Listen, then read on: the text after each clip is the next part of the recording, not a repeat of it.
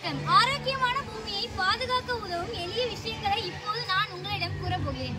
இயற்கை வளங்கள் மற்றும் நிலப்பரப்பு இடத்தை பாதுகாக்க இந்த 3 ஆறுகளை பின்பற்றுவோம். ஏன்னா எந்த பொருளை நீங்கள் பயன்படுத்தி தூக்கி எறிவதற்கு பதில் குறைக்கவும் மற்றும் மீண்டும் மறுசுழற்சி செய்து பூமியை பாதுகாக்கலாம். சுற்றுச்சூழலை பாதுகாக்க ஒரு சிறந்த வழி இயற்கையில் கிடைக்கக்கூடிய பொருட்களை பயன்படுத்தும். அதாவது பிளாஸ்டிக் பொருட்களை பயன்படுத்துவதற்கு பதில் இயற்கையாக கிடைக்கக்கூடிய வாழை இலை, மண்ணால் செய்யப்பட்ட பொருட்களை பயன்படுத்துவோம்.